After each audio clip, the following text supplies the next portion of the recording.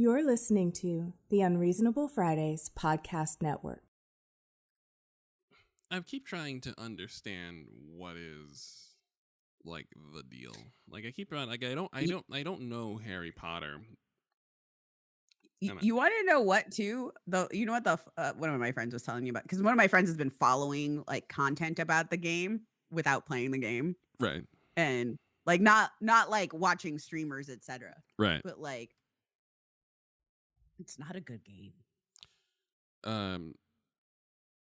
Right. Like it's actually like remove the anti-Semitism and racism and trans antagonistic everything about the game. Remove all controversial shit about the game, right? Right. Imagine none of that exists. Like it doesn't change the game story, narrative, whatever. The game on a technological level is bad.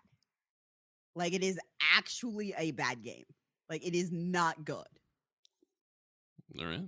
I mean, I haven't. The gameplay is not good.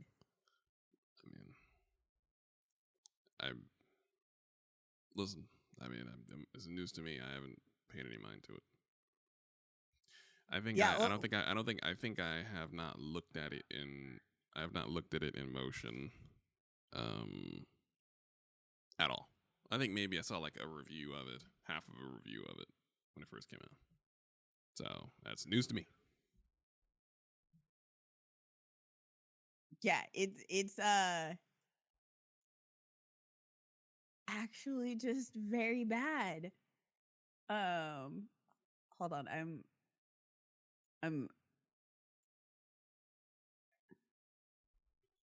I'm looking. I just had a very long impromptu conversation with somebody about it because one, they're a delightful person, and two, they I had to change my Discord status to fuck Harry Potter, fuck JKR, because people thought it was fine to send me messages about the game in a positive light. Right. Like nothing like, oh, this game is great, but they'd be just like somebody sent me a screen, like I got sent screenshots. Which is weird because you never say anything good about. I've never known you to say anything good about Harry Potter for as long as I've known you. Don't like Harry Potter. Right. I have never liked Harry Potter. What I like and what I have liked and I still like overall, and though right now parts of it are very sus, is the Harry Potter fandom. And the funnier part about this is there are people who are not part of the fandom TM who are the ones defending this game so hard. None of the Harry Potter fans that like live in fan fiction and have their whole house covered in Harry Potter type shit, fandom people I know are like, play this game. They're like, fuck JKR, don't play this game. Right. Like the card carrying like folks who got their Pottermore and were cursing at Pottermore saying, fuck you, I'm not that, I'm this. Because there's a sorting hat on the Pottermore website, you see. Fuck you, I'm not that, I'm this 100% of the way. You can't tell me I know the book better than you. Are like, fuck JKR and fuck Harry Potter. Right. So I'm like, it's all these waffly people on Harry Potter who are like, but Harry Potter, my childhood. Nigga, you didn't care about that shit 2 months ago. What the fuck? You're just on the FOMO train. Go fuck yourself.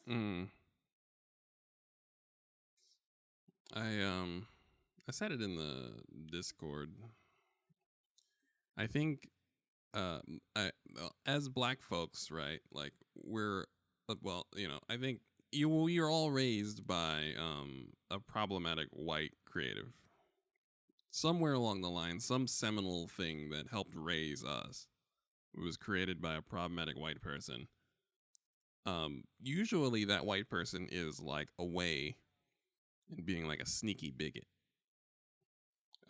donating to bigot stuff. Being bigot Cobra Commander off in the cut though. I don't know why this is so common, but it just is. Right.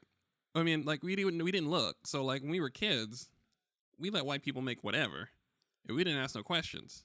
We didn't know what questions to ask. We didn't even know to feel some kind of way. We were just like creative stuff, escape stuff, fantasies. Great. I'm new to fantasy. This seems fantastical, and off we went. J.K. Rowling is present and accounted for. She is an active troll on the internet. Do you know that Greg Ellis voices 12 of the characters in the game? Yeah. Isn't he the one who has a white supremacist podcast? Yeah. Who broke my fucking heart because he voices Cullen. Oh yeah, they had to swap him out. They took him off Dragon Age, right? They took him off Dragon Age for that shit. Oh yeah, he's gone. Yeah. They're never hiring him back. Right, as they should. Yeah. Yeah, they're gonna, if they come out with a legendary edition, they're gonna have to revoice him. Intriguing. But yes. Like they might not, but I'm going to need them to. You don't understand. His voice acting is iconic with Cullen. It's actually some of his best voice acting work. Yeah, that was a reaction I got when he outed himself as a white supremacist. So the game is and the game is wildly anti-Semitic. Like it's not a little bit anti-Semitic. It's not just like a little sprinkling. Like the goblins are bad. Like the whole thing with the goblins is bad. Like there isn't a part of that game that's not anti-Semitic. Like it's real bad. Well, yeah, the game's like hella fucked up. Yeah. And 12 of the characters are voiced by a literal white supremacist who praises JKR, who got paid for this game. And she literally went on the internet and said that any attention for the game, any of the streaming, any of the money. Gets that. She gets money and that helps her. And right. You know what she does with that money? She actually puts that money directly into UK politics in an anti-trans legislation. Right. The game is funding anti-trans legislation in the UK. You cannot ethically play this game. Any streaming of it gives credence to the game, which makes people buy it. When you are platforming the game, you are encouraging people to play the game. Mm-hmm. Now, there are people who got free codes, right? And it's literally they are under contract to play the game. That's different. You can also be honest about your situation. Playing the game because I gotta. But listen, one of the Final Fantasy 14 streamers is legit getting canceled. Really? Yeah, Zeplo gone and lost her goddamn mind. What happened? She's streaming the game. Is she apologetically streaming it? No. She purchased the game, decided to stream the game, and when trans people went, yo, what the fuck, started going up against those trans people and doubling down, and has been also using her platform to harass trans people while also saying that she's being harassed by trans people because trans people are the real bullies. Yeah, that sounds like a Gothic's. Final Fantasy 14 has a really loudly queer community. Right. That's why I was like, it's not the game. This is not. It's not the game you should be. You shouldn't be a Final Fantasy 14 streamer and then streaming Harry Potter. It won't go over. No. Now, and she's teaming up with Asmongold. Now, Asmongold streaming it he's not a 14 streamer. He's a former WoW streamer. And I think he still streams WoW, but he's right. Not technically a 14 streamer, but he's still one of the biggest streamers. Right. So she's buddy with Asmongold. Meanwhile, Asmongold's group that he was part of, I don't know, guy just got just got dropped and is under charges for being a sexual predator to minors. Really? So I'm really, oh yeah, it's some OTK drama there. And like there ain't nobody in that group who's a decent person at all, which makes me further go, Asmongold's a trash person and you can't tell me otherwise. Mm. Like, if all of your homies are full of garbage, you can't tell me you're not full of garbage and your community is full of garbage. I am going, like, the smell is coming from somewhere. You're not wrong. Not wrong at all. The smell is coming from somewhere. So, like, people be trying to be like, Asmongold's not that bad. And I'm like, I don't know. There's a whole lot around him that's real bad. And I'm not, you can't be around that and be innocent. And you can't be also streaming the Harry Potter game unapologetically and be like everything's fine and be a good person. Just saying. So yeah, so Zepla, fucking Final Fantasy 14 streamer. Oh, and because so Zepla is also like lit from the US but was in Ukraine during the Russia-Ukraine war when it was starting, and so I had to like evacuate. And so one of the things she was saying is just like, I had to leave a war and uh and is using that as a reason as to why like real life stuff and Twitter fights don't matter in response to like trans people being like, hey, don't play this game maybe. But her response was like, I had to leave a war. And I'm just like, trans people also had to leave that war. I don't know if you realize that Ukraine is not trans friendly, and up until the war started, and with Zelensky under leadership, Ukraine was very anti-LGBTQIA, especially against trans people. Yep. And I don't know where you think the Russians are fine with trans people either. There Right. are trans people who also fled the war, my guy. Yep. I just and one of the countries that were taking in refugees, Hungary, is like egregiously anti-queer on the same level that Russia is. It is illegal. They're basically trying to make it illegal to be queer in Hungary. Yeah. Yeah, people forget that people like the US is fucked up, and I'm like, and they're like, Europe is better. And I'm just like, you shouldn't be quoting these European countries because I can give you the rundown on their politics, and it's not great either. Sorry, that's for the blue Twitter socialist. That's for Twitter socialist TM. I don't know where I'm gonna put this in the greater scope of the program because I like this to just kind of be there so people can have a nice I need people to have proper ammunition for properly shaming other people and the context for why you would shame someone for this game and what makes this situation much more unique than any other situation you'll encounter regarding the creation of the things that entertain you. So I'm trying to. I just like how this isn't part of like this isn't technically the official recording, but this is going in the official recording. Oh, absolutely. There is no. I would like. I want as much material as to why we can shame the people playing Wizard game as possible. I think it's important that we do bother them.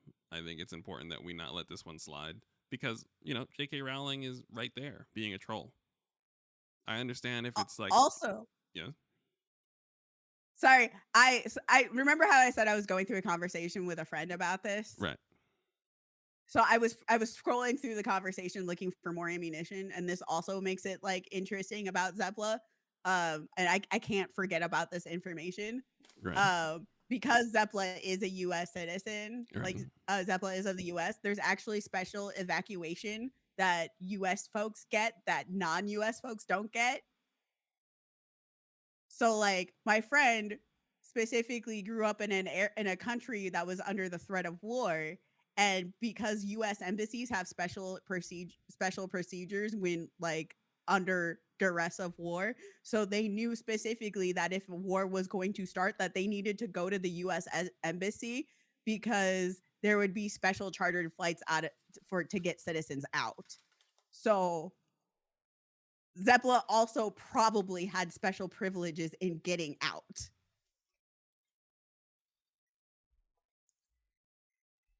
Now, I don't know if she did or not, but that is a thing, by the way, if you're a US citizen, that is a special privilege you have.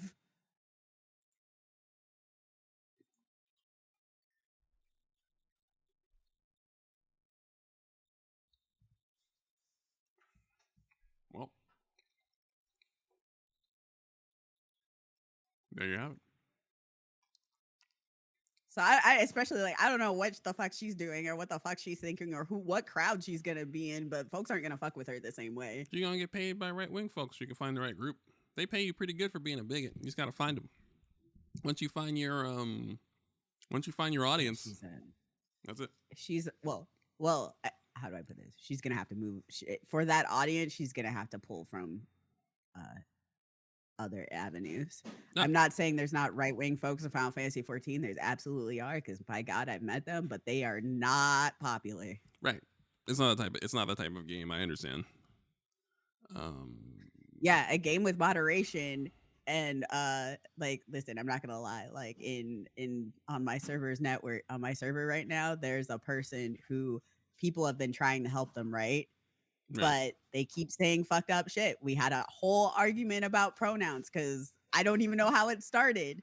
And like a lot of the mentors are trans people and are just like, listen, don't even care how you feel about trans people, etc. And not when all this is asking is for to call, like, a person is just asking you to call them the way that they want you to be called. They want to be called. Like, that's it. Like, there's no like, I believe you're the one who's putting like the political agenda to it. Like you're the one, and it got to the point where they just had to kick him out. And at this point, this person is on a permanent kick because he can't come in without harassing people. He's got so many GM reports against him at this point in time, and he's gonna get like permanent. Like once the GMs get around, like this person's gone. Like they're gone. Right. But they're literally in town shouting about like how mentors are trash, it's and problematic, etc. But like is actively harassing people. Of course. But like again, this person isn't allowed any space. Nobody's giving them space. In any other game, this person would have space. Right. This person isn't handling not having that space very well. That sounds about right. Right. So like that's like in this kind of like they have to form their own sub communities because they're not you're not welcome. I'm not saying the game's not toxic. There's absolutely toxic players. There's absolutely toxic communities in it. There's absolutely serial harassers, etc. Like that exists, right? But the level of like shitty doesn't really like you can't be out and shitty like that in this game, and those are the people who give folks money.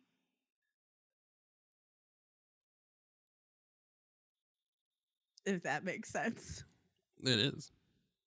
So like, and I don't think she's gonna be truly canceled because I've only seen like 2 people be truly canceled. Yeah.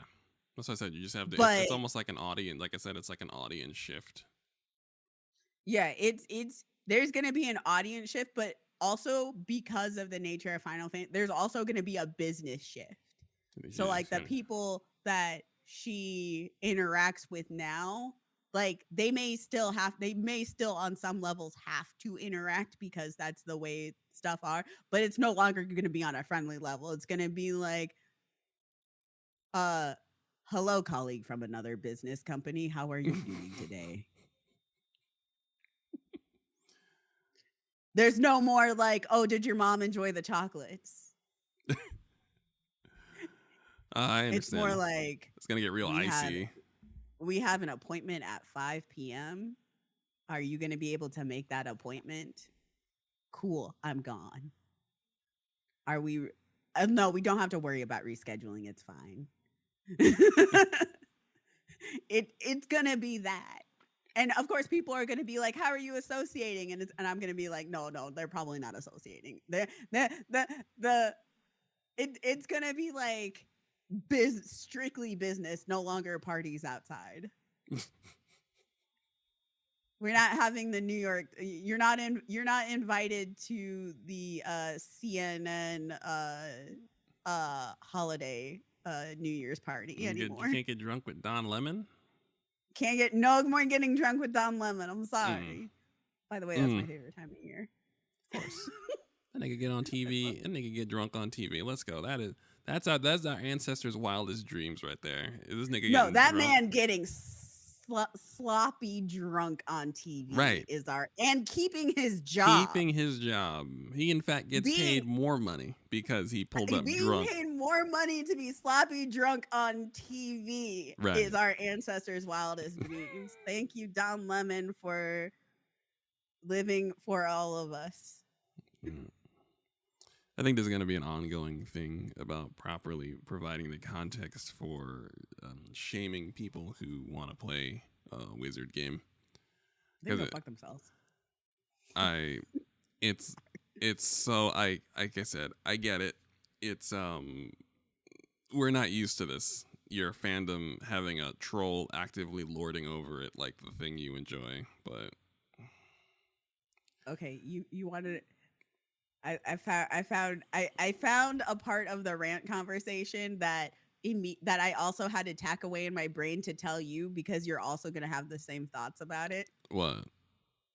Go. You know what this does? It makes me even more mad about Mass Effect Andromeda.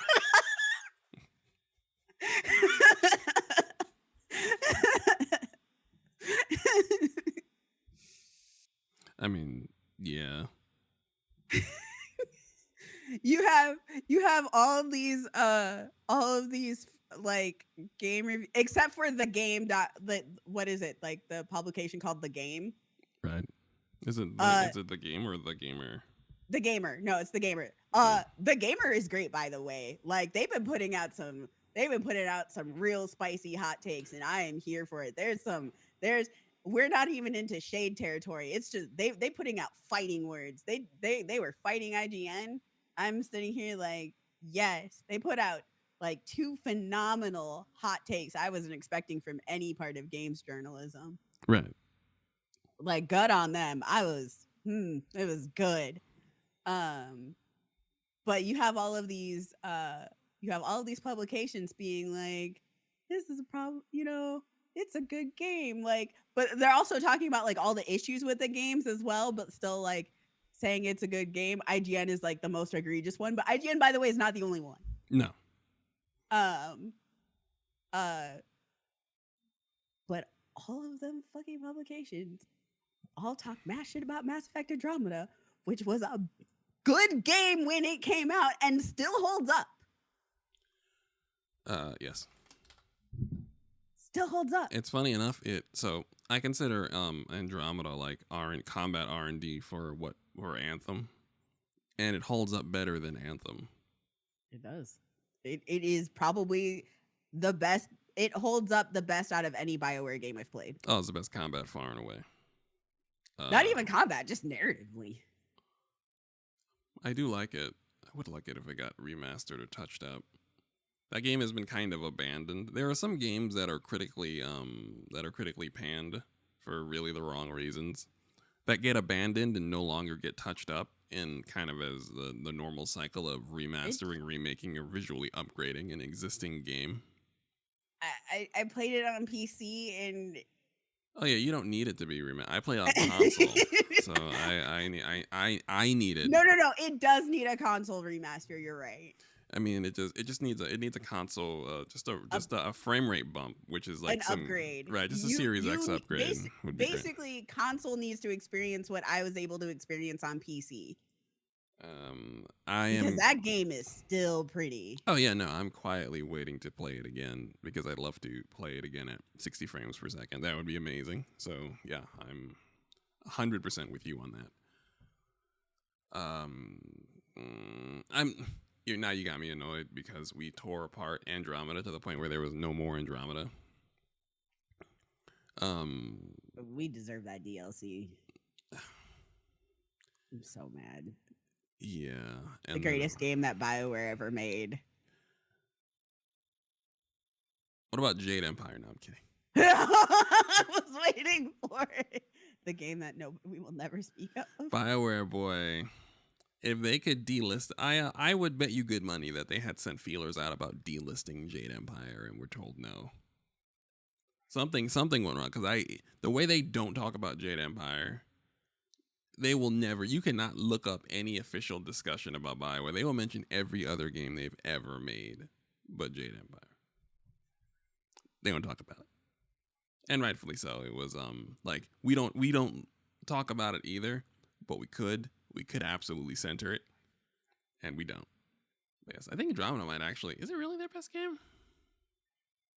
I feel absolutely fine saying that it's their best game. I think it's top 3. So like I think it's a schmoz of Mass Effect 2, Dragon Age 2, and Mass Effect The reason Andromeda. why I don't think Mass Effect 2 or Dragon Age 2 beat it is because of the writing issues. You could do some fucked up shit as a player in Mass Effect 2. In Dragon Age. Okay. That makes sense. That's actually And you could also in Dragon Age 2 as well. Also, I also feel like they could have done the smaller scale part of it better. There's just some stuff that there's a level of problematic writing in both of those games that you have to go out of your way to navigate to get the better circumstance for. I see. Yeah, you're right. And I am a firm believer that it shouldn't be like that. Like I think it's actually a huge problem. And it's a huge problem with their it's part of why the fan base is the way it is. You know what? I've been sold. Mass Effect Andromeda is BioWare's best game. Mass Effect Andromeda specifically doesn't do that. Like right. They actually they specifically narratively you can still be a dick, right? Like you can still be a dick in Andromeda. You cannot enact white cis hetero male power fantasy. Right. But you can be a dick, but because survival is the point of that game, there's only so far you can go. And what I don't agree with as far as you can go, some people also just want to play a bad guy sometimes. Right. And while I don't understand it, I'm not gonna hold the game against it. I don't think the player choice in it isn't as egregious to me. But the fact that you can be a whole ass white supremacist in Mass Effect 2 is a huge issue to me. Sold. You're absolutely correct.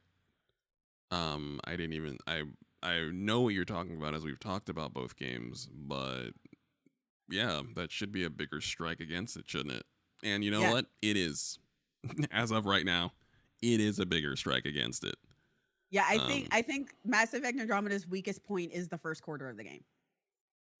Right. After that quarter, it's beautiful. It's fine. And the combat in the first quarter of the game is also fine. It's just narratively. Yeah. It's I was talking I will never forget this conversation with Dorsey specifically. It's very strange because most writers, most game writers focus really heavy on the first half of the game because nobody makes it to the end. Right. But Mass Effect Andromeda is unique in the fact that the end is actually better than the beginning, and there's very few video games like that. Because they mostly focus on the front end because most people don't beat games. Problem with receiving points this salient, right, is that I'm on audio, so I can't. The nodding is inaudible, so I have to go. Okay, good point. So what you should be doing instead of trying to play the Harry Potter game or justify the Harry Potter game is play Mass Effect Andromeda, which is going to be my ministry probably until I die.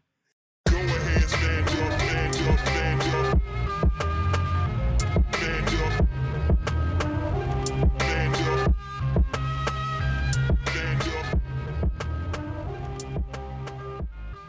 right, we have an actual program. Welcome to another episode of ADD Space. I'm your host, Aaron Rand Freeman, and with me, the actual host, the CEO, CFO, Chief Brand Officer, Lead Designer, Chief Custodian, Head of HR, and Payroll Lead, and Travel Czar, Elise Bacon. Bacon, how are you?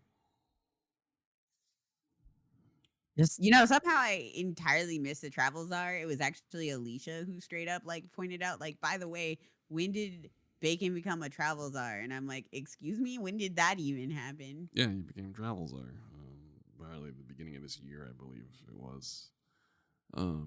Yeah, you've taken to the job so thoroughly that I thought that you were very comfortable with your position as Travel Czar. I would text you, I'll be there in 30 minutes, or I'll be ready to record in an hour. I'm going to go get lunch. And you would respond with a thumbs up emoji. And yeah, I thought that was coordinating travel. We really couldn't. I really couldn't have done that. We wouldn't be able to get together and record without that level of guidance and coordination. I couldn't do it. So I thought that, out of all the positions you held, I thought that was the one that you really have stood out above and beyond, personally. So yeah. Aha. Right. So you've been an excellent travel czar so far. I thought that, this one sat so well that you kind of didn't even question it, I believe actually what happened is you just started saying a bunch of words and I tuned out. Well, you don't it's kind of like when you get sick, put an electronic signature down, you just give it a swiggle. Now nobody really signs their name, and it's like you're still are on board, even if the finer details have kind of told it to fuck off. I thought you Believe understood. that's actually true, but I understand what you're saying. I believe that. That's. I'm gonna have to disagree on this, but here we are. Congratulations again. Here we are with another show. Amazing job, everyone. Another show. Can be very proud of Bacon. The work that they do is relentless, timely, consistent, and precise.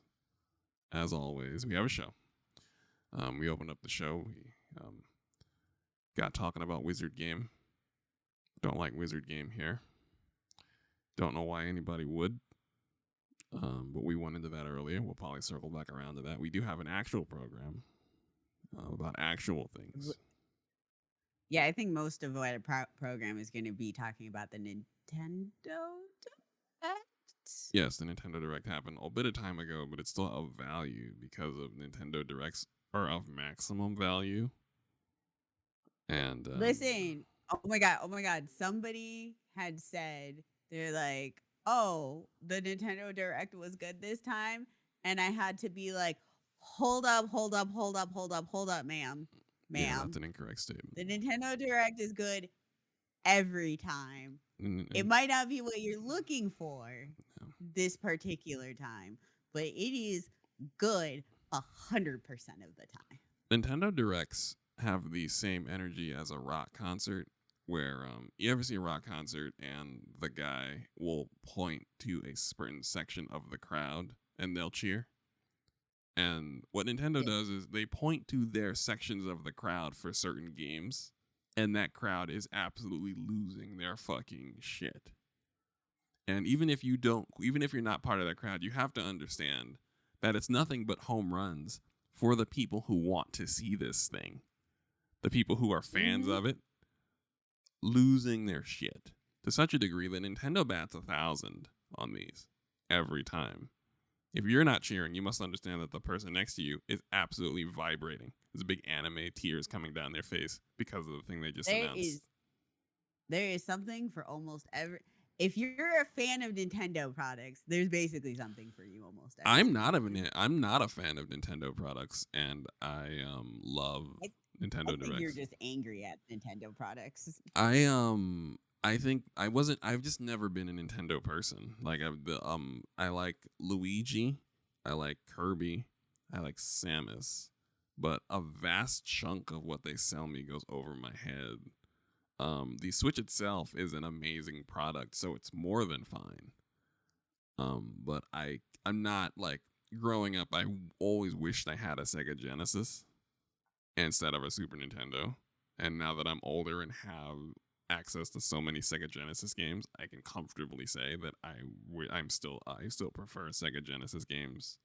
I still prefer Sega Genesis characters to Nintendo characters. So I'm not even Yeah, mad. but now they're on Nintendo. Right. So it's fine, but I just like it's one of those things where I'm not a Nintendo fan, and that's kind of the magic of Nintendo Direct is that they have stuff for me. And I'm like, and I go in there all the time, never full of energy. I'm never excited for Nintendo Direct. I am never excited for them. I'm not for any reason. It's just I'm never excited for any of these announcement trailer thingy-mabobas. And Nintendo always gets my attention. More importantly, they always immediately get my money. There's always something there that they announce within a month or right after the Nintendo Direct is done that makes me have to then go look and see how much money I have because I then have to give Nintendo money. And that's a kudos to them. That is a thing. Microsoft tried it. In the developers conference, I forgot what it was called. They announced a game called Hi-Fi Rush that was available as soon as it ended on Game Pass. That game is extremely good. It's a rhythm game. I need to play that game. It's a rhythm game for people who may or may not have rhythm. One of the best designed games I've ever played. It's quite amazing. And out of nowhere, and Microsoft took the thing. They announced 5 or 6 games. And they're all on Game Pass, as they tend to be. And then one was available immediately. And I was like, look at them looking at Nintendo Direct, giving us a game to play immediately as soon as they're done talking. Great. But to that point, Nintendo never fails.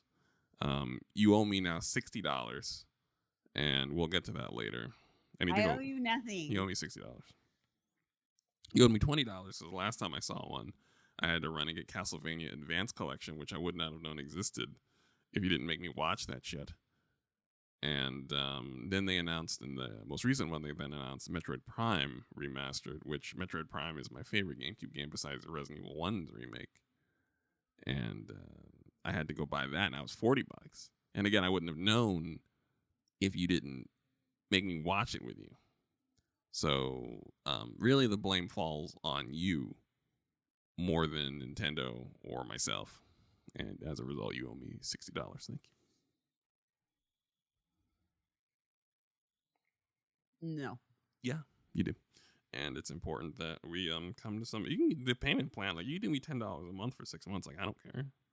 It's not really. You're not under the gun. You owe me $60, but it's not like an interest accruing situation. You're not going to suddenly owe me $140.41. You know what I mean? It's just no, just $60. However, you can get around to it because these Nintendo Directs they hit too hard, they hit too well, and you really should stop dragging me to them. Thank you.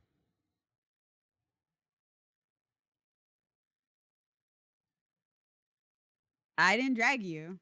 Yeah, you did. I said, hey, there's a Nintendo Direct. I'm going to be streaming it and we can hang out well for anybody who wants to. As the audience would gather from that is a very forceful invitation to myself. As a journalist, in the name of journalism, there was no way I could miss an opportunity to observe news in real time. And you knew that and strong-armed me. Hey, I was just offering friendship and excitement. Forcefully. And that's fine. There was no force. It was like, hello, would you like to join me? Forcefully. And again, listen, that is more than fine. I understand you're a very strong person in general, very heavy-handed. I personally, I find your strength to be very warm and creates an aura of safety, very, very safe energy. So there's nothing wrong with it. But we're just going to have to understand that you used it there. Again, $5 a month for 12 months. Again, a year, $5. No pressure. No pressure. Sorry, my mother just sent me serotonin. Oh, good on your mom. They foster puppies, you see.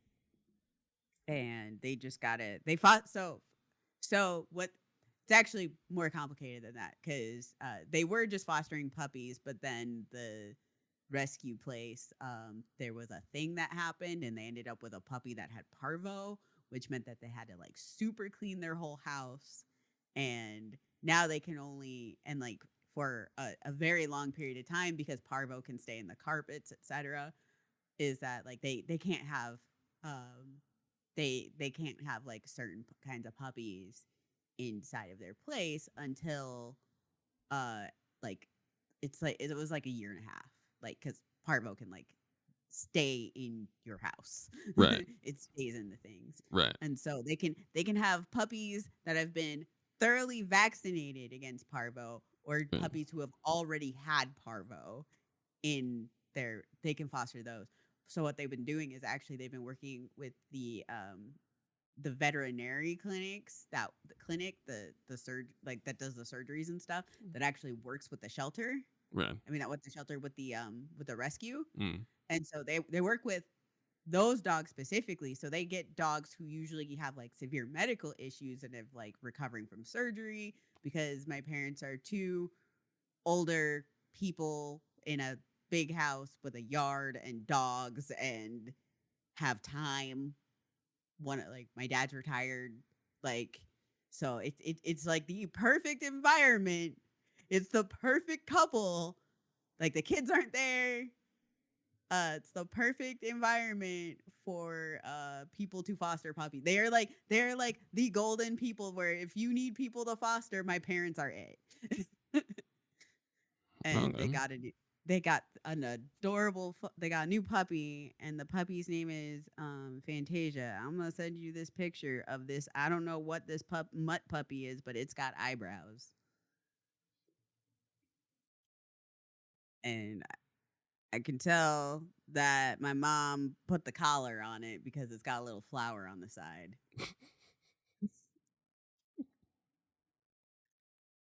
Does my mom dress up these foster puppies? My mom absolutely gets them like adorable collars with like bow ties and things. That's precious. Yeah. So I got text message serotonin of the puppy Fantasia with eyebrows and black fur, and it's a puppy. It's baby. This is a big little head, big paws stage. Yeah, giant head, tiny paws. Looks pathetic. Oh. That thing's gonna get big nose. The nose is bigger than its paws are. Like we talk about humans developing, how prepubescent kids look all out of whack, but growing dogs, growing puppies look ridiculous. The things that are bigger than the other look absolutely adorable. And exaggerated as all hell. I love German Shepherd puppies because their ears are fucking huge. Like they have to grow into their ears. Like when they go through the period where like one ear stands up and one ear stands down, but once both ears are up, like the ears are bigger than their head. I'm just like, how does your head sustain that big of ears? And I am also a sucker for any dog with eyebrows. Yes, I agree. They all look pathetic. I appreciate it makes me want to ask dogs questions when their eyebrows do stuff.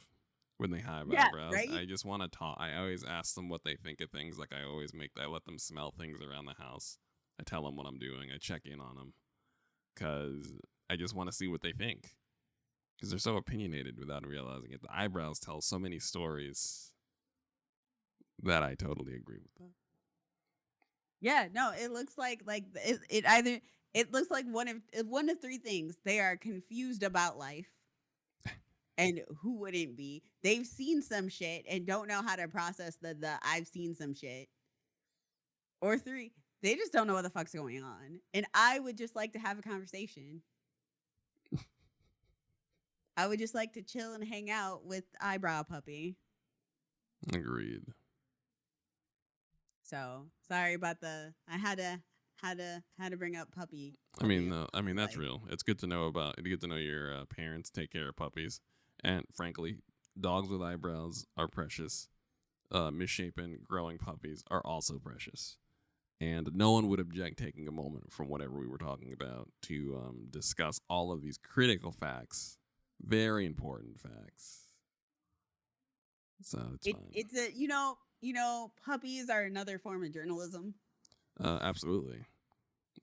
That's puppies and top 10 lists, things like that. They're very critical. Puppies, cats, top 10 lists. We don't have modern journalism without any of these things. So I totally agree. Totally understand. Really does. What'd you say? So we don't have modern journalism. Right. That's why puppies, cats, and top 10 lists are hallmarks of modern journalism. Because we don't have any journalism. So this is why BuzzFeed has lasted so long? Yeah, they've been on the cutting edge of journalism by removing the journalistic requirements from journalism. Journalism just seems to be anyone with an audience that has some type of integrity regarding the information that they put out and their reach. That seems to be what journalism now currently means. Is this New York Times shade? I mean, you can make it New York Times shade. It's quite literally several organizations shade. It is a. I was like, I feel like we're throwing a grenade in the room and hitting everybody, but like, I'm also fine with it. Yeah, I mean, we've a lot of our journalistic. Like, listen, I get it. It's hard. Journalism TM in the classic sense does not generate in revenue anymore. I get it. You need to have a certain amount of seasoning on your words to get people to pay for them to happen. But as a result, our journalistic like pillars and titans have lost the thread and pretty much just playing to the money, not unlike professional wrestling. So as a result, the journalism comes from weird places. The odd person on the odd organization, person on YouTube, the odd Twitter account. You know what I mean? Like, it's weird where the journalism comes from. The odd professional who values proper information distribution and accuracy than the rest of them. Forgive me for not remembering this man's name, but he's that black guy who shares all the actually good news articles involving black people and not black people on Twitter. I love him. Oh, you should look that up so we can so I can know, because I know what you're talking about, but the name also escapes me. If I could just look it up right now, I would do so. I mean, but Elon Musk's Twitter makes searching very hard. In general, social media has you brought it up to me before, but it's like there is no real way to network on the social media we use right now unless you're trying to like see more ass cheeks. And quite literally, that's it. It's the only new people I meet on social media are people trading in ass cheeks. And yeah, it's very annoying. It's actually part of why I'm excited for new social media platforms. That would be great. Because more ways to like funnel and like, I mean, what did somebody say? Like, we need to divest anyway, but like the good part about Twitter was being able to find information and hold like actually like meaningful conversations. I know the joke is like nuance dies on Twitter, but to be honest, like it didn't. No, it's one of those things. I don't like social media negative generalizations. It created, preserved, and formed several dozen really critically important conversations to how we live right now. It's not necessarily was Twitter there always that asshole who wanted to go without nuance. Right. Twitter can get messy, but the value of Twitter is immeasurable in forming the communities that we have now that represent certain values that we kind of need to survive. Without Twitter, the net, certain nets for certain marginalized people would never exist without Twitter. And yeah, it's important that we kind of acknowledge that.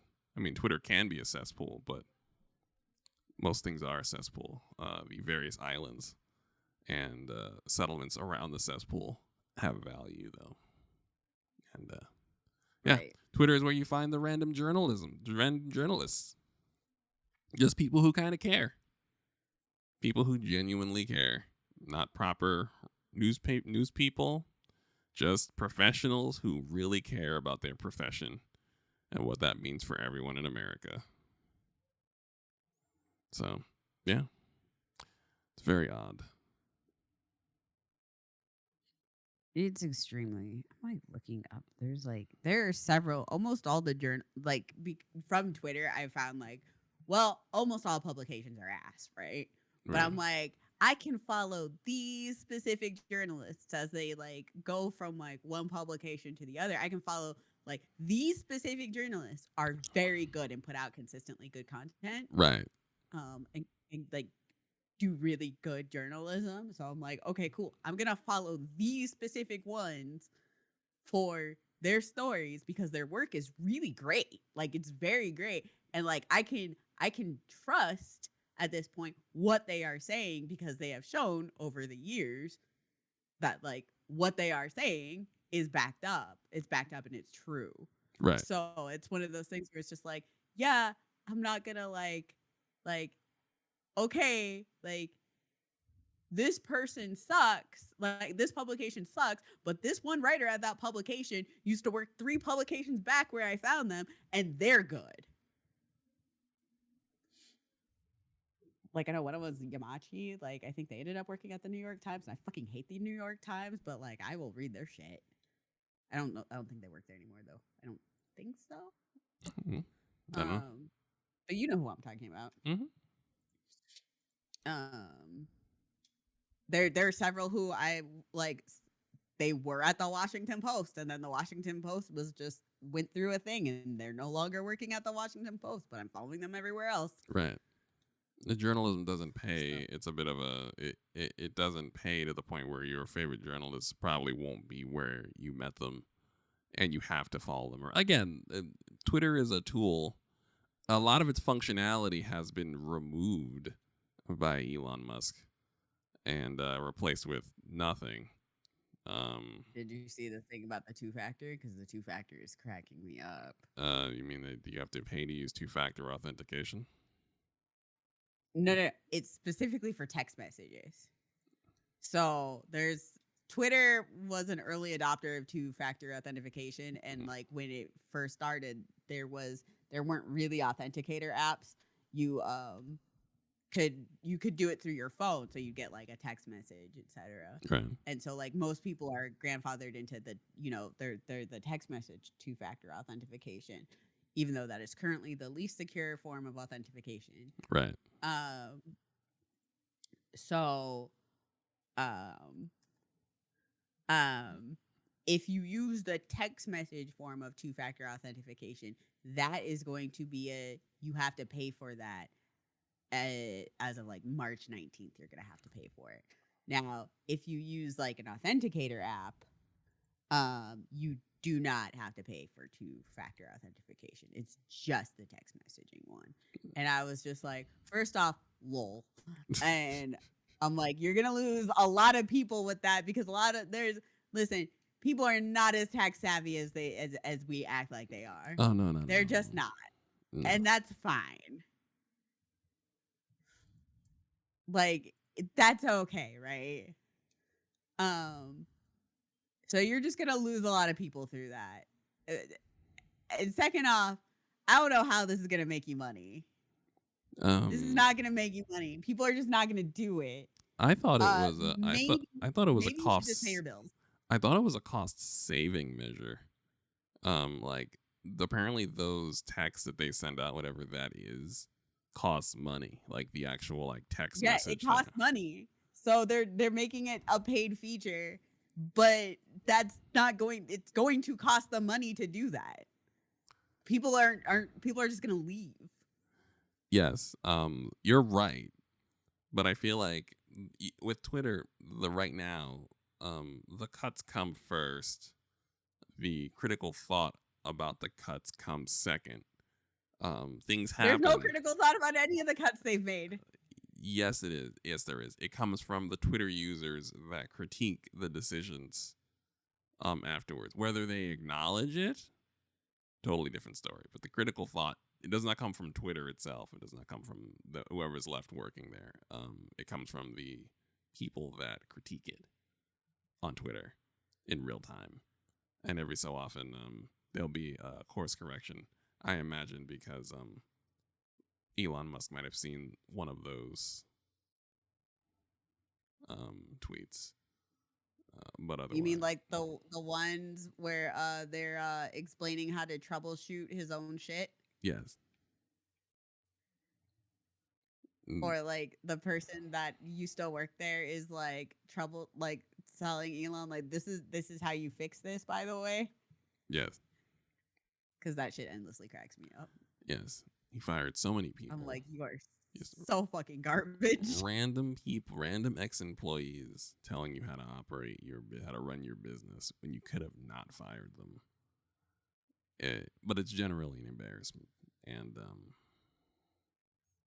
yeah. All this is I guess the functionalities of Twitter is gone. Like I always think that the networking, like Twitter used to be very good at finding and suggesting people I should pay attention to. It's gotten a little bit better for when everyone got fired, they immediately started connecting me to those people that say follow me to get a chance at winning $500,000 people, those people. And then for about a week I got right-wing people. Yeah, for a while I got right-wing people. And then I got this one lady who this like left-wing whistleblower lady who would be like, guess what? Your Republican senator, this Republican senator did this on this day. Did you know? And I'm like, I didn't know. But you're like a tattletale. Like, I get it. It's useful information to look up. But I was like, I don't know where I got the person in the hallway going, ooh, and then running away. Like, again, the algorithm totally shot. Totally shot. So bad. Yes. Twitter does help you keep up with who exists now. Even though you know, meeting new people is a mess. Yeah, I don't know how you meet anybody. How do you network in general on social media? Like how you do the thing now? Like, 'cause I genuinely like it's like genuinely curious. Like it's just the functionality is just really bad. All of it's really bad. Now they have it separated as well where it's just like, okay, here's like people following you or whatever. They have like the two different sections, but one of them just doesn't work. So a lot of questionable decisions. I am, I'm still just like trying to figure out where the where the actual platform that is going to be most useful is going to be. Hard to tell at this moment in time.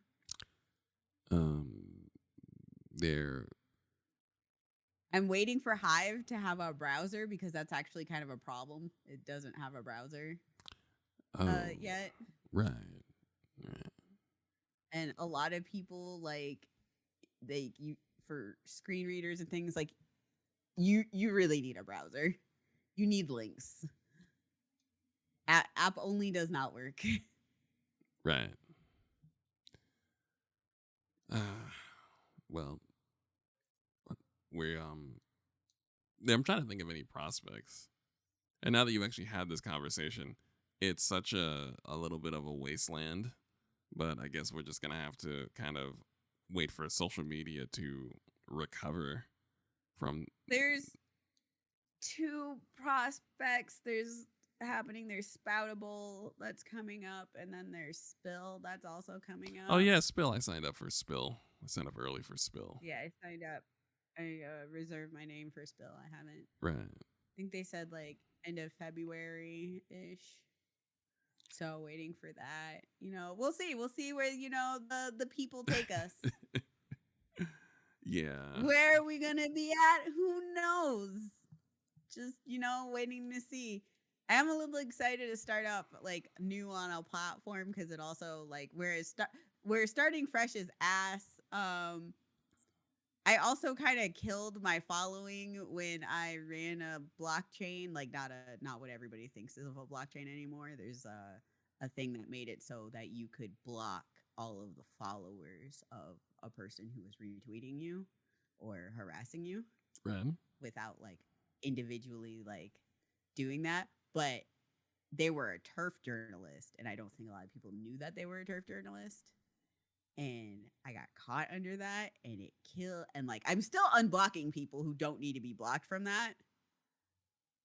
But I also blocked like 7,000 MAGA people. So I don't really feel bad for running it, but it killed my growth because it did block a lot of people that need not be blocked. So starting on a new social media platform, I can actually get growth again.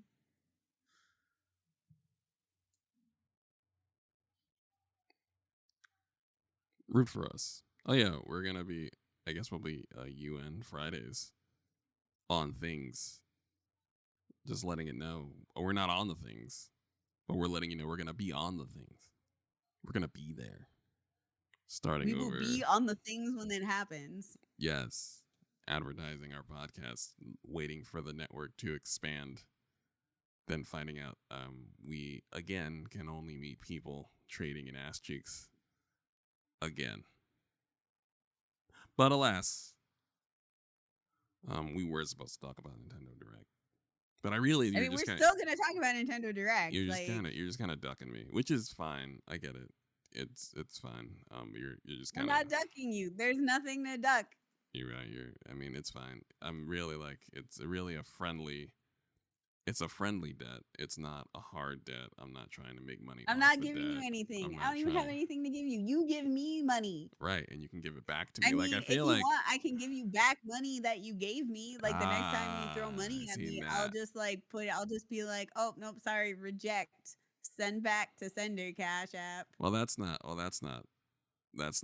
plan. You got to do is you got to take it and then send me cash send me $60 once it hits your bank account, then send it back to me. That's the plan. You got to let it touch your bank account and then launch it back to me. You can't just reject me sending you money. You have to accept it, then send me a fresh infusion of the $60 that I gave you. Nigga, do you know how much shit touches my bank account? Like nothing. Listen, I'm just saying that would make it work. That would make the plan sing. I'm not even saying you don't do that. I was hoping that you would. I'm just letting you know that that's how you make it sing. Is you let it go into your bank account and then remove it from your bank account. Stylish. Okay, so what you're telling me is what I need to do is I need to let it hit my Cash App. Right. So I accept the Cash App. $60. It was like $60 in your Cash App. 60. So the next time you send me $60, right. I'm just gonna let it hit my Cash App. Right. And then what I'm gonna do is I'm gonna send you $60. Send me $60, right. And then you're just gonna reject the payment. I'm not gonna I wouldn't, because you owe me $60. Even though we really can't predict what is gonna happen in this fast-paced global economy, so we're gonna move on. The Nintendo Direct program. Do you remember anything offhand? Since you're there, actually, I made a thread in the Unreasonable Fridays podcast Discord because I knew that this would happen. Oh, well, then let's go. Where is it? Remember? So I was basically using the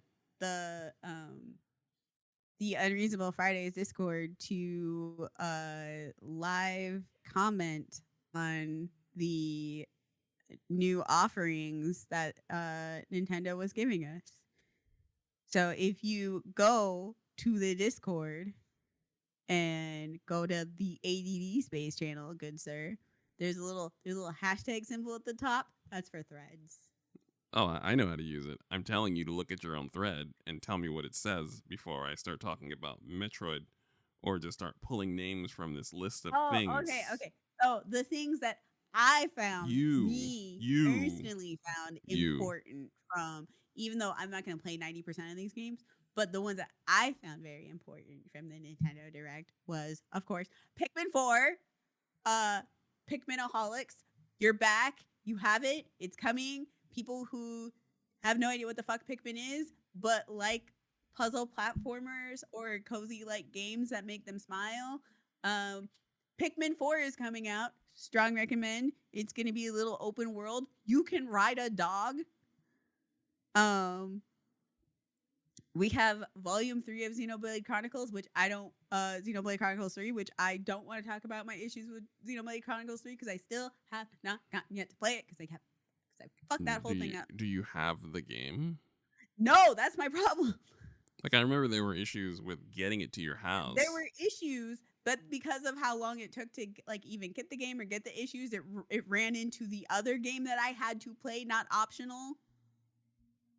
Right, but so you don't have a physical copy of the game in your house? Don't have a physical copy. I have no copy of the game. Have you paid for it? Have you gotten your money back? No. I already told you what happened. There was no money to get back. Oh, I see. Oh, right. You got the wrong game, but the right game. I got my money back, and then I brought the wrong Xenoblade because the covers look fucking the same. Oh, then you need. Are you still trying to get it physical? Then Yes, I want it physical because it's gonna be really hard to find later. It's been months. Yes, I haven't had money, and there's been other games. I am the poor Aaron. I feel like you're the payroll person here at Unreasonable Fridays.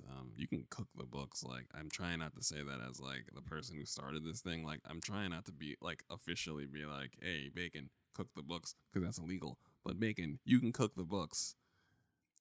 Just don't let me find out about it, and it's fine.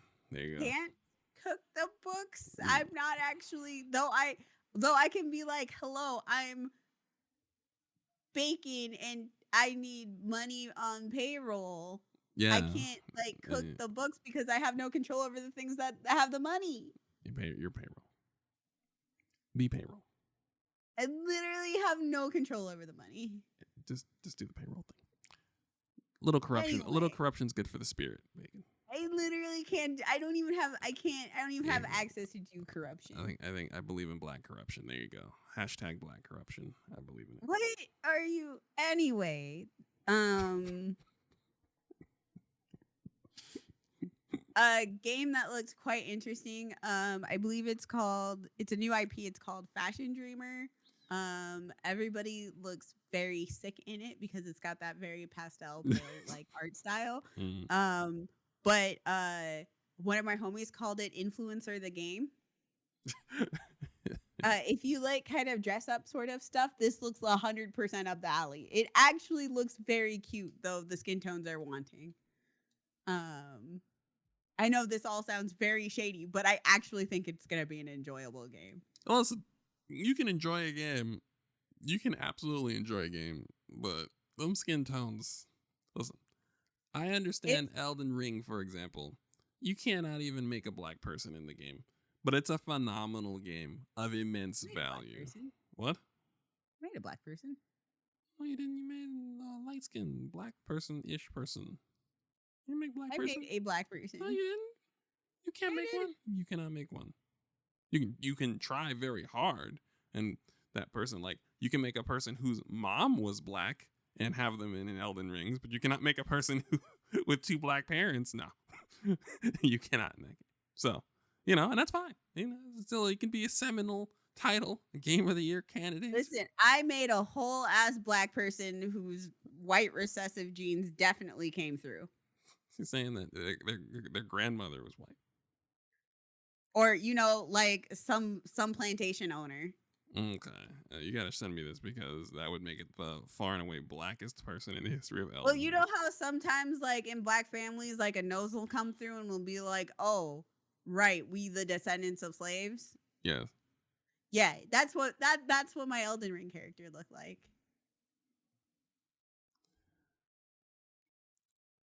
Game of the Year. Game of the Year candidate. Not taking it away. I'm skipping over the next one in my list because we'll talk about it at the end. So there are some games I noted in here that the reason I noted them is because I saw black characters in them, but I care nothing about the game. So Tron Identity, we have a new Tron game. If you're familiar with Disney's IP of Tron, there is a black lady in Tron with a very professional updo happening. Very authoritative looking. Have no clue about anything. I care nothing about Tron, but I saw a black lady. Um, we have Deca Police, which is a Japanese kid detective game in a virtual world where you're in a virtual world as a detective and you've got to figure out what the fuck is going on and how to make it stop. All cops are bad. The game looks very good. Fuck the police. There you go. I mean, that's all. Listen, listen again. There can be amazing games about the cops, but it's still fuck the cops. I played it doesn't. Astro. I'm kind of internationally fuck the police. Like Yes. even though like cops in other countries like have different entirely of what they are and are allowed to do. No, they can go fuck themselves. Anyway. Yes, I played Astral Chain. I didn't like those cops either, and they had robots and things on chains and animal bots and stuff, and they were still cops. And no, great game though. No. But yeah, please continue. Anyway, I'm glad that we're on the same page on that one. Bayonetta Origin, Cereza and the Lost Demon. Okay, I fucking love this art style. Somebody called it like baby's first Bayonetta game. Yes. Because it looks very kid friendly, and I'm just like, I don't know if this is actually going to be a kid friendly game, but it's supposed to be the origin of Bayonetta, and how things got there. So in that sort of vein, I'm like, there's no way this can be a wholesome kid game because that just does not make sense. But it is like a 3D puzzle platformer kind of game it's a what's it called? It's a pet game. With the action game, the raw RPGs where you control the character, but you mostly control a pet. Oh yeah, you control the character and a pet as well. Yeah. I don't know. I put that in the 3D puzzle game sort of thing. I've heard someone call them pet games before. So I just have a very different definition of pet games. Like I would consider Pokemon kind of like one of the pet game. Or like there's actually like you fucking take care of the pet throughout the entire game sort of thing. Right. Oh, I see what you mean, like actual pet game. Okay, then that's fair. I just wanted to ring a bell and see if it did anything, like it was something that I was missing, a new way to classify like like the term Metroidvania and turning that into exploration game, because the term Metroidvania is annoying, or shmups, which is a terrible word, being turned into fucking shooters. Annoying. I hate it. It's an annoying term. So, so we, you're kind of just trying to see if there was any way to properly refine language in real time, but apparently not, which is fine. Yeah, I don't know that one. That one is new to me, Chief. It's good that they're doing this, because I was annoyed with Bayonetta 3. Bayonetta 3 has a very problematic story. If you like the character Bayonetta, if you showed up, the actual like Bayonetta universe was expanded in 3, but the character Bayonetta suffered because of it, and it is not fun. I only play Bayonetta games for Bayonetta, and the third game did not do right by Bayonetta, the individual character, to the point where I believe the director said he was going to run it back and make some adjustments to the narrative and how the game. Wasn't there like because there was the spoiler trigger warning, there's like a whole forced pregnancy and forced like heterosexuality thing. Yeah, she is not straight, and she really doesn't suffer men really at all.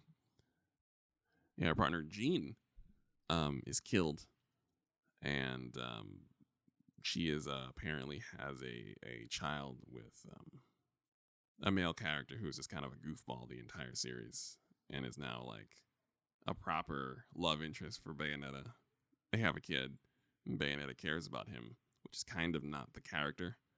And to be clear, not why anyone pulls up for Bayonetta. Not a single person who likes Bayonetta and has enjoyed Bayonetta is here to watch her be attached to or need to be saved by a dude. That's just not the character. So they use it to expand the Bayonetta universe. Fine enough. But they didn't do right by the character. And I was kind of annoyed. And then I saw they announced this game here, the prequel origin story where she is a teenager. And Although I don't think it's her. What do you mean? Like, I thought it was like a origin story, but not Bayonetta. I thought it was Bayonetta's origin story. That's her name. Yeah, that's her name. That's her. Okay. Yeah, it's young Bayonetta. It's just her name. So that's her. That's her government. So Gross. Don't like it. Mind bleached that. Deconning in 5, 4, 3, 2. Anyway, we Gross. No, she doesn't. We don't get to know her government. I'm sorry. I don't disagree. I don't disagree.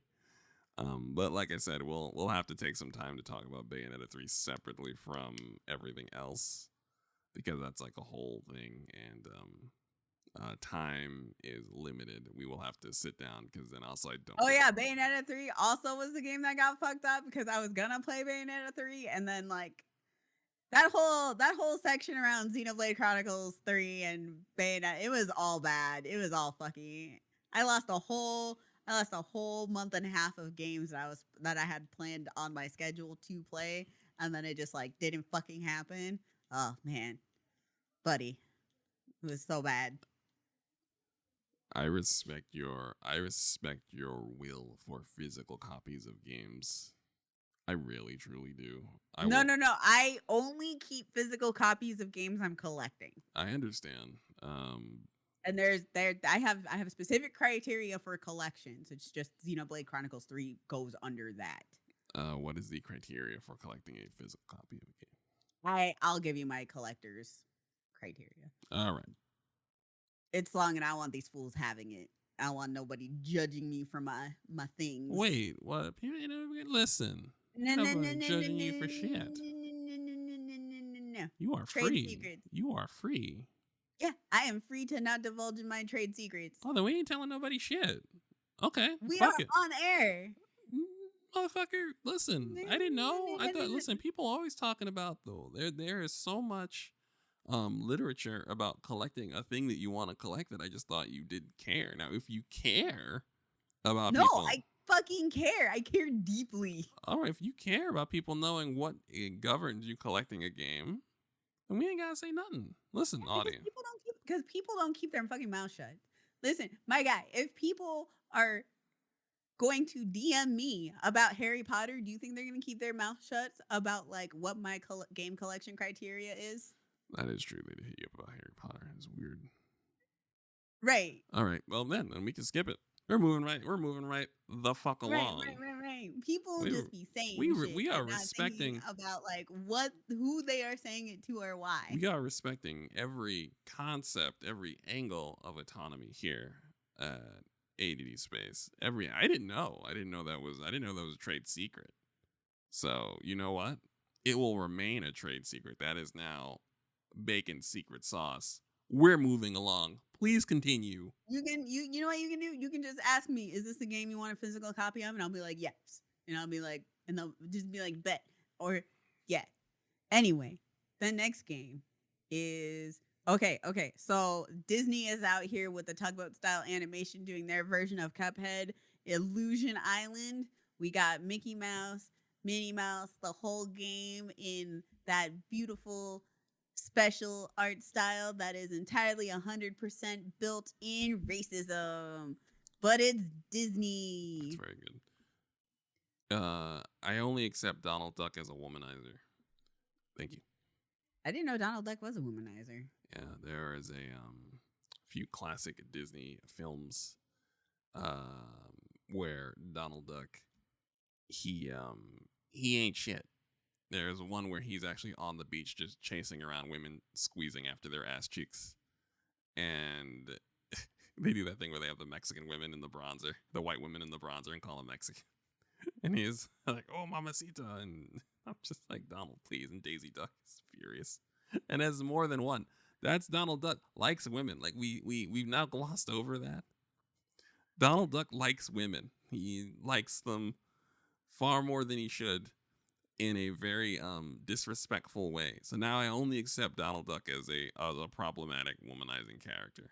This the Donald Duck any other way is incorrect. I didn't even know that, and I'm Yes, really into there is those cartoons, and there I is just a did there not is even a know. there is a hidden podcast that actually Dr. Shagag from Dire Dog is talking, and Erica Collins, the voice of Unreasonable Fridays, recorded several episodes of that I should put up at some point. And as a result, I watched a lot of classic Disney cinema in the periphery. And Yeah, I watched a lot of all of my the bulk of my classic ones are actually WB ones. yes, those are the ones I watched. I didn't watch Disney growing up, but I did Yeah, me watch either. Disney now because for the podcast. So I found out that Donald Duck is deeply problematic. I So love this so much. right, so now I only So want Donald Duck is like Disney's Pepe Le Pew. Donald Duck would be on Instagram real hard. We'll just say that. Like Donald Duck would be on Instagram. Like on that Oh, shit. he's in the Instagram ladies' DMs. Right. He would be in the especially being Donald Duck as like famous Donald Duck, he would be in the DMs constantly, making a fool of himself. Constantly. Oh my god. Right. If we took Donald Duck from then and put him in now, he'd be sitting there. He would and it would be ignorant. He would be sitting there. They would be all. It'd be like Tristan Thompson, where like we have to talk. Everyone's like looking at Daisy Duck react to Donald Duck being ignorant. Like Donald Duck, why are you laying on this woman's ass cheeks in broad daylight, like on camera? Like Daisy Duck is like right here. Like we all see you, Donald. Please, please, ignorant. But that's the Donald Duck I want now. I refuse to accept any substitutes. Oh, yeah, he is very much not that. Now Donald Duck has anger issues. Probably because he's not allowed to womanize in this PC society. He's not allowed to. Yeah, he's not allowed to womanize, so he's got anger issues. He's not trying to get canceled, so he's mad. Yeah, he's just mad all the time. Oh God. Okay, so hold on, I have to go through my notes. Okay. So we have Harmony, the Fall of Revelry, which nigga character alert. It looks like a novel text-based kind of game. So if you like those games, there is one that definitely has brown people in it. Like there was more than one brown person. And they were and I didn't really see anybody ethnically ambiguous.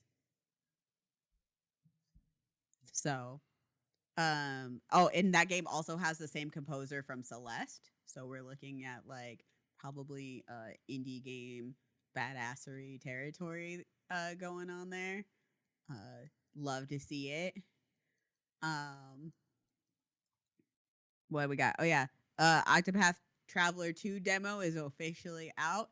Now what my ass is gonna do is, because I am a ridiculous fucking person, is I am going to, if they're doing it the same way as last time, where the game picks up like right where you leave off on the demo, I'm just gonna play the demo until the game drops. Like I'm gonna wait until I can play the demo until like the game actually drops, and then that way I can just go from the demo into the game with like a good like 10-hour lead. That's my goal. That's my plan. You got like 6 days. Do you know that, right? Like I don't know if you know, like it comes out like the 23rd or something. Like you got like 6 24th. days. Yeah, you got 6 days. Yeah, no. So I'm going to download it day of. Okay. And what about Tales of Symphonia remastered? That is already downloaded and installed on my Nintendo Switch. I'm thinking about just leaving it until after I'm done with Octopath Traveler 2. Because right now I'm playing Pokemon and having a really fun time. I was looking at it. It does look fun. Um, It's a lot of fun. Like the game is, I can tell already. Like that game's got some issues. Pokemon's got some issues, but it's also got like a really good special game underneath of it. mm, Underneath it, it really needed just more time in the oven. As my best friend ended up saying, it's just like it's a little doughy but still edible. right. Like it's not danger edible. Like it's still there. It's 100% there. It's just, like the cookie's not cooked all the way through. And you know what? That's some people's favorite cookie. Yeah. Um, Um, I mean, I'm pleased. I like that. I would love it if if certain games weren't tethered to their release date. But the worst thing is, and I'm not here to complain about games coming out unfinished because that's not really my ministry. I get why games aren't finished, but man, I feel like it's okay to say it with Game Freak. I don't- They are the I don't know whether it's dictated by the Pokemon company or by Game Freak themselves, but like this whole 2 year cycle have to get before the holidays. It used to be 3 year cycle. right. Like That's what I thought. it needs to end. It needs to stop. They need to cut that out.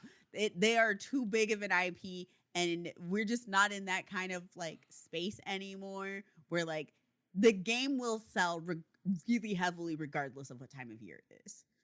They need to just let the game cook. Right.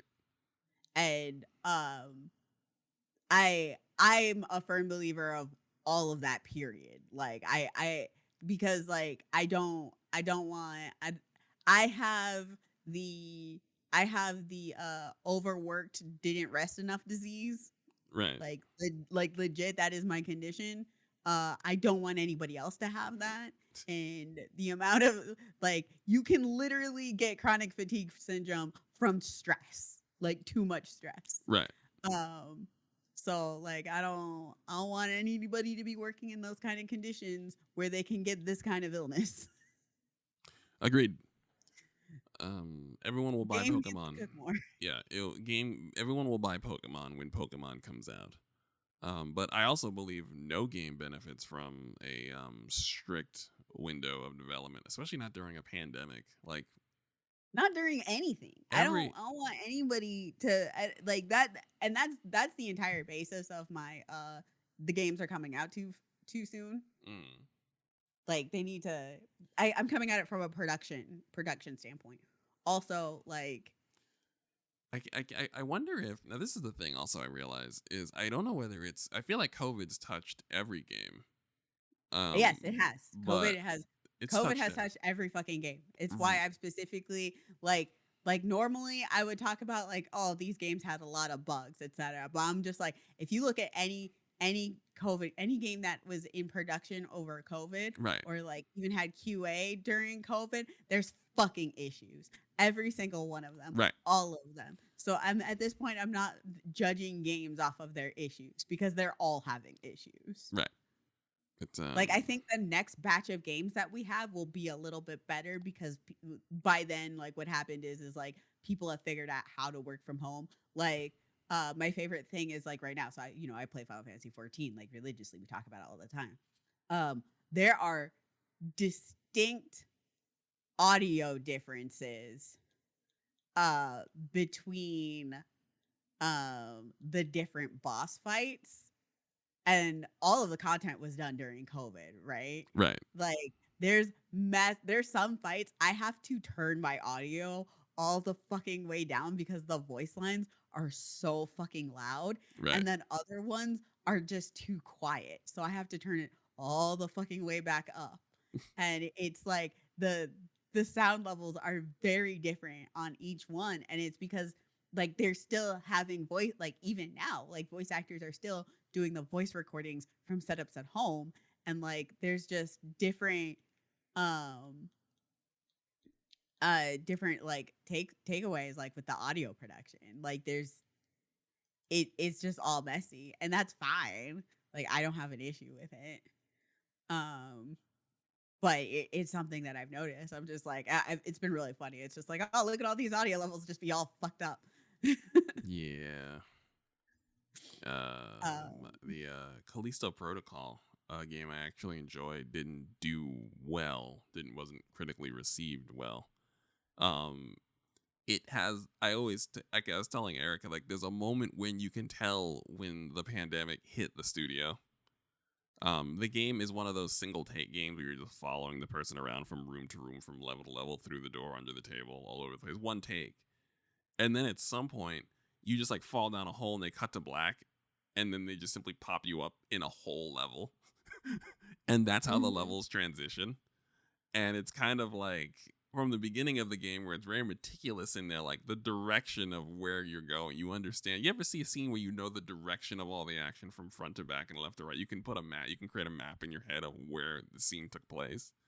And Mhm. then the game just starts to fall apart in terms of direction and actual directing of the scene and of the scenes, all the way to the end where like you like fight the boss in a circle and then like run up some stairs and through a door and then out, and then like the cutscene triggers, and it's like COVID like slammed into the studio. And it's a shame because the game is so visual, the game is so visually dense that the direction issues look more glaring because the game starts off so meticulous, and then at the end of it, it just clearly COVID, something happened. Something COVID related happened inside that studio, and it was not the same game they started with. Um, Forspoken totally chewed up. Like I mean, Mm. unless that's what they were giving us from the beginning, which I'm gonna give Squeenix the benefit of the doubt on that one and be like, no. it Like there's some issues narratively. oh, the But narrative issues are fine, but the issues with the narrative, I blame the white writing team writing black people for. right. But the actual like directive issues of the game, how scenes transition, how the camera works, how people talk to you, that type of stuff, that's all fucky. And that's the thing that makes the game really seem kind of undercooked, is that bit. It's like I assume that COVID hit all these studios, and it's one of the reasons why next gen graphics are kind of like why the previous generation is so tethered to this generation for 2 years longer than we had ever thought was going to be a thing. They're still making and putting games on Xbox when they just finally like kind of started to disengage from Xbox One, PS4 development, sort of. Mm-hmm. So I assume that it's all because of the pandemic, and there's just so many games. So I just, like I said, I don't. That's why I said complaining about games being unfinished isn't my ministry. There's a reason why something's wrong with the games you're buying now.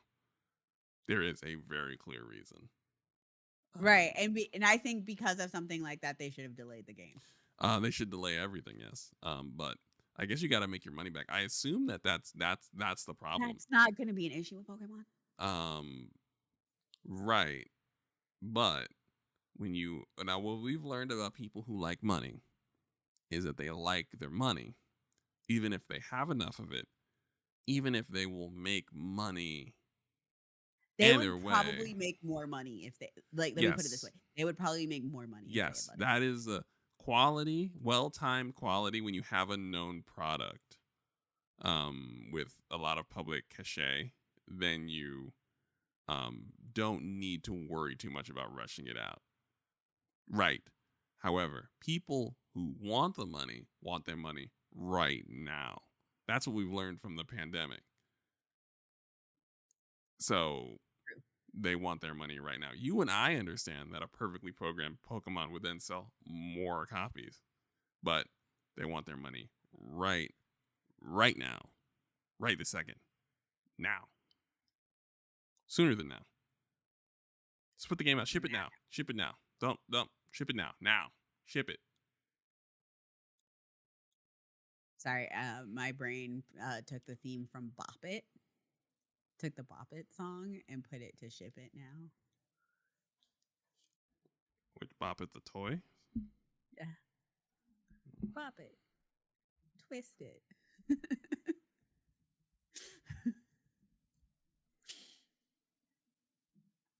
Now I just did psychic damage to like every fucking millennial and Gen Xer. Twist it. Tap it. If you can't keep up, twist it. You lose. Once you get your hands on Bop It, you're not gonna want to stop it. Fast talking electronic Bop It. Batteries not included. Ship Psychic damage to every fucking millennial and Gen X. Patch it. Ship it.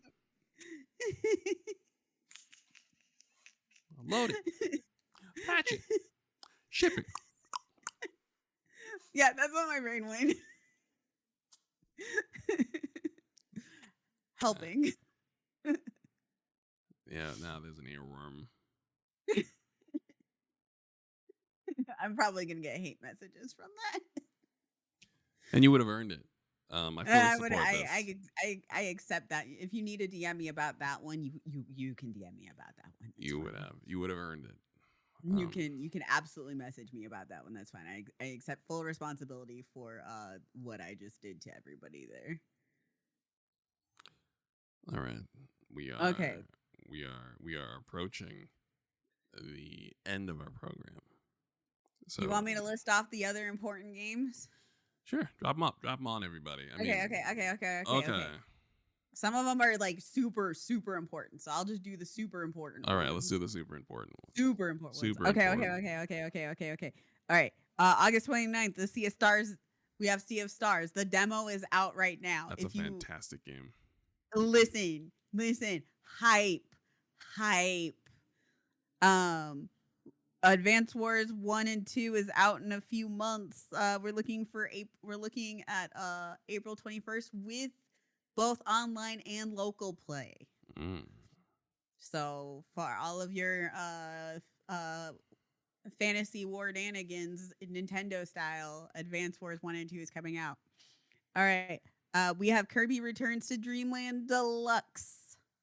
Very important. We here at Unreasonable Fridays stan Kirby. Kirby is the best. This is a Kirby appreciation zone. They are the best character. Also the most powerful character. Literally, canonically the most powerful character. Yes. Can't be stopped. You would need to create a pocket dimension and trap Kirby in there and make sure that it's currently being watched over. And that might not work forever because Kirby might be able to suck up the pocket dimension, freeing themselves. But anyway, with that said, Sakura's a remaster of Kirby's Dreamland. Was it? Yeah, deluxe edition. It's got like all the fun stuff and a bunch of extra shit. I'm actually gonna buy that when I get paid myself because the side-scrolling Kirby is my jam. So that's right. The best Katamari Damacy game is coming to Nintendo Switch, and that's We Love Katamari. I don't know if that one's gonna have online play or if it's just gonna be local play, but that is the best Katamari game that has been made, and the remaster is coming out on Nintendo Switch. I will require that one because I love Katamari Damacy, and that one's the best. It's so good. That's the one where you can collect and play as all of the cousins, every single one of them. We Love Katamari was basically an appreciation game of in the Katamari series. Let's see what else we got. Oh yes, Fantasy Life. There is a new Fantasy Life game. It is coming out to Switch. And I'm super excited about this. Fantasy Life is the most ultimate cozy game ever. It's an RPG where the important thing to remember is that you can do anything that you want regardless of what anybody tells you to do. That is the entire purpose and meaning of that game, and we've got a brand new one coming out. So what I am hoping for is I'm hoping that we're gonna get a port from a port of the original Fantasy Life before this one drops. Fantasy Life is super good. If you it is so good that I would say if you still have a 3DS, you should get it and play it. Like, it is super good. It is, especially like if you've got the depressions, it's a great game to play during that. It's so good. Oh yeah, the one that Aaron was looking at is Blanc, where you play as a wolf and a deer. Yeah, it was one of those games that make me cry. Even though The apparently, light spoiler alert. Apparently, it's not one of those indie games where everyone dies or someone was already dead or like one of the animals loses their animal buddy or anything like that. So it's like it's one of those games that you see and you go, oh, which one of these cute animals is not going to make it? But apparently, that is not the case so far. It's a light spoiler because, frankly, I'm not the only one that sees some of these indie games and does not want to cry. Don't want to cry. So also, it's a pure co-op game. I thought it was a character switch game. It's actually it can be co-op game. Play two controllers on one screen. Right, very Yay! very precious, very delightful. I think I'm gonna pull the trigger on it. Do not know when, but I will. Or for the Zelda folks, there's a new Zelda game that has officially been announced. It's going to be Tears of the Kingdom. It will be out May 12th. Yes, the sequel to Breath of the Wild. Breath of the Wild is on sale now, following the thing that Bacon told me, where Nintendo won't put their first party games on sale until they absolutely announce the next game, like give you a track to it. So as soon as they announced here, It literally went on sale that day. right, as soon as they announced the new Zelda game, it's still on sale. It's $40. If I cared about playing as Link, uh, just a smidge more, I would have gotten it, but I don't care about Link. I don't care. And there is a new Professor Layton game. Oh, that's Professor Layton. Mm-hmm. There's the thing that they said was never happening is now happening. We have a new Professor Layton. Yes, phenomenal stuff. I'm helping the people. So, and last but not least, we have the new Metroid game. Well, not new. We have the Metroid, we have a Metroid remaster officially out, and then the next Metroid remaster is going to be coming out. Aaron will remember that information a little bit better than me. All I know is apparently the remaster of Metroid Prime was been ready for about since like 2021, which means that the remaster for Metroid Prime 2 is probably already ready. Apparently, Metroid Prime Switch, the remaster, is built on the engine. These are the guys who are handling Metroid Prime 4, which has got, the production got abandoned and then picked up again by these people who have been working on their own engine and effectively Metroid Prime 1 and 2 remastered for the past few years. So we are in good Metroid hands. The remastered Metroid Prime Remaster is a superb game. Absolutely worth buying if you like the original Metroid Prime. Absolutely worth remembering. Absolutely worth a purchase. But yes, there's a lot of Metroid coming. I don't want to watch the next Nintendo Direct because they're gonna drop that one too, and then I'm getting Vegas gonna owe me $100 US, and yeah. It's not really, you don't need to really piling up debt like that. No one really has that kind of money in this fast-paced global economy we're in. I mean,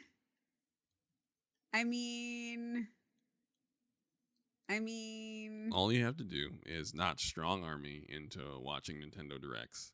I didn't strong arm you. I said if anyone would like, I am watching this, and you know what you said? I will be right there. Right. And I was like, "Oh, are you?"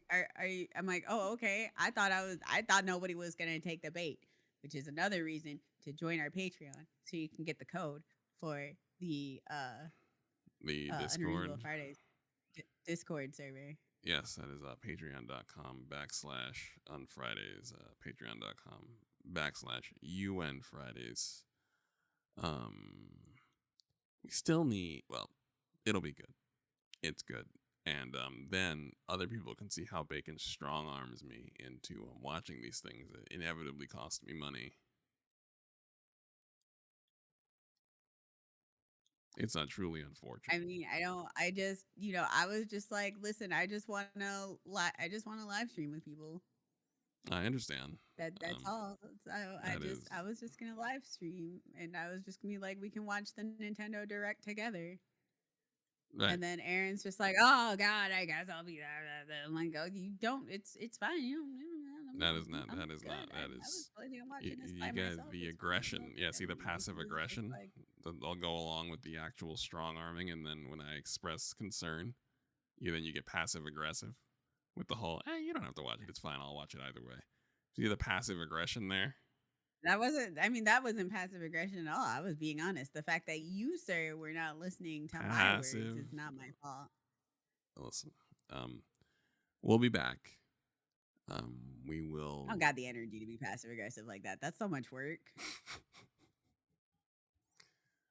We'll be Listen, back. you know how much work and planning it requires to be that passive aggressive during a fucking pandemic and a flare up? I ain't got it. I likely say I don't know how people got it, but I do not got it. I tell people that every so often I will tell someone something and then they will assume that I'm bullshitting. And I'm like, I don't know who has bullshitting energy. It's definitely not me. I'm piecing together every single day. I'm in no way have the energy to look at someone and tell them some bullshit and go on about my business. I don't have the energy for it. Full stop. So I don't no passive aggression, bandwidth drain. I think I could be passive aggressive for 4 minutes and then I would need to go the fuck to sleep. And then I'd wake up and I might be tired because then I was passive aggressive and then thinking about it would make me further tired. So then I would need like a full 8 hours of sleep to process being passive aggressive for 5 minutes. You're valid, sir. You are super valid. Right. It's not, that is not my jam and not your jam and not our jam here. But with that, next week, we will actually, now that we've had enough time with it, we do need to talk about Forspoken. Not long, because the issues with the game aren't the same that other people have with it. And also the Dead Space Probably remake. pull Erica for that one, I think. Yes, we should and will. And the Because I have not played it. Oh yeah, because the PC requirements were too strenuous, which is a whole other complaint. How do I put this? I feel like that was just unnecessary and bad resource management because it shouldn't require the requirements that it needs. Forspoken, I've said it a few times. It looks like a remaster of itself. Like Forspoken was a very quirky game about a black girl that came out in 2006, and they're remastering it almost 20 years after the fact, and they're keeping a lot of the original assets because we all enjoyed how quirky Forspoken was in 2006. There is in no way a game that needs to be leaning on a PC at all, in any way, at all. And but that also speaks to the problematic. There's a problem with general PC console to PC ports. Anywho, a lot of them are of poor quality and manage PC resources very badly. It's a problem. We'll talk about. We got to talk about Forspoken. Do want to talk about the Dead Space remake, which is so fantastic that I actually do want you to play it when you're done with the RPGs. Like not now, but it's probably I'm in RPG hell. It's just I'm in RPG hell. Oh, I understand. I totally I'm living my own survival horror game. Like my survival horror game, which is basically there are too many fucking RPGs to play and I have to play all of them. Yeah, I've noticed that there are a lot, and I do not play as many as you do. Or journalism, and I'm dying here. I am dying. I mean, I don't know how you play. This is the worst.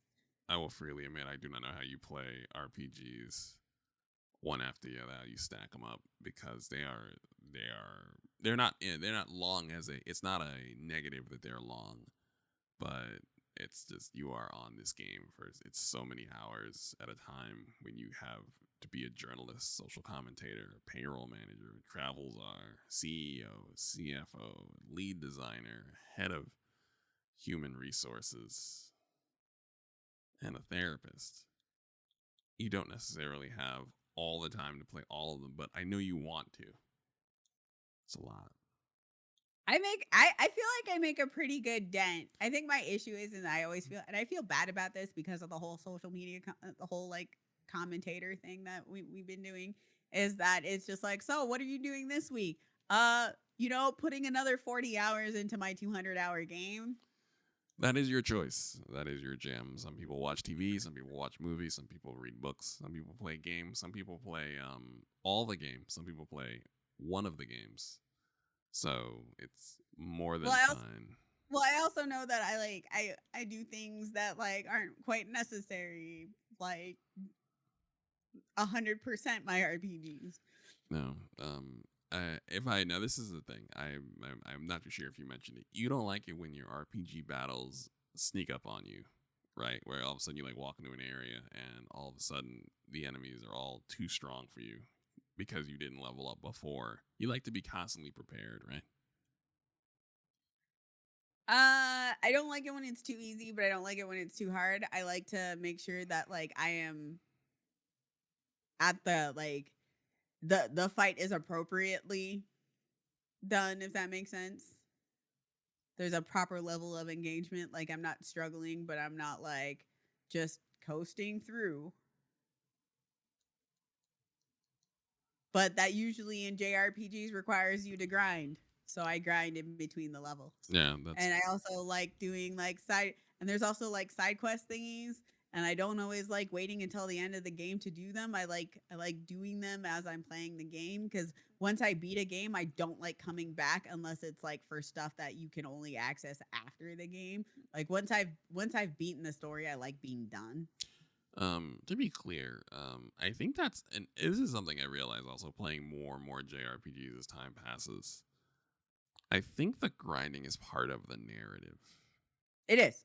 Like, I think some Western games will have the combat kind of be designed as kind of like a general like combat rule to kind of pass the time and give you an avenue for you to get items and weapons and level up.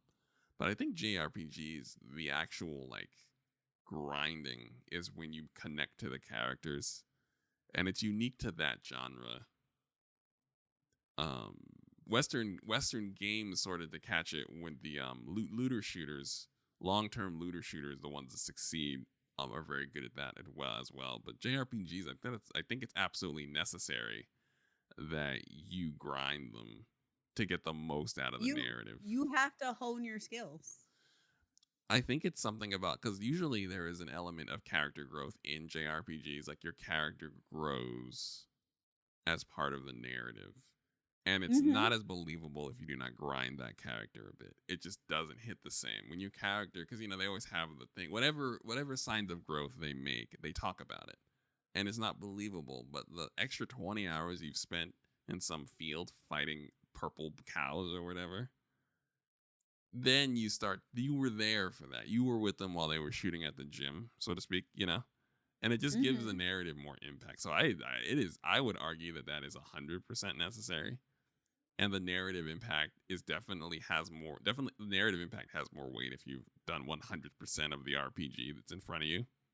Guaranteed. So all of that is necessary. All of it. You're doing it right, Bacon, is what I'm trying to say. And with that said, you're all doing it right. However you're playing your games, you're doing it right, as long as you're having a good time. We have fun here, and you have fun there. So, until next time, see you next week, and have a pleasant day. Hey, want to play a game that's really challenging? Like what? Like Bop It! It commands, Cool. you obey! Bop it. Twist it! Pull it! Man, that looks easy. Have it! Sure, it looks easy. Bop it! But it's not! Whoa, it's getting faster. If you can't keep up, you lose! You blew it. My turn. Once you get your hands on Bop It, you're not gonna want to stop it! Fast-talking electronic Bop It. Batteries not included. It sounds like those children were killed when they failed to bop it, by the way. No, it does. It sounds like they were killed. Like, we're going to go. Like, that got real dark. Like, I was trying to end the show with the commercial. There's war sounds. Yeah. There's explosions happening. That the child, the machine screamed, and then the child was silent. The rest of like you would have to be looking at the commercial to know that the children survived failing at Bop It. And I didn't mean. Maybe their soul was crushed for an eternity. Ooh, that's getting real dark. Like this is not how we. We're just gonna go. We're just gonna go. Yeah, we just have to go now. Okay.